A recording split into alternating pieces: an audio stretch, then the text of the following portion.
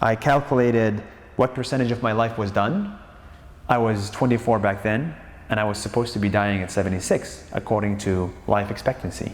And so I decided to sort of use the remaining 2/3 of my life to do something that actually excites me, actually is valuable to me and to the world.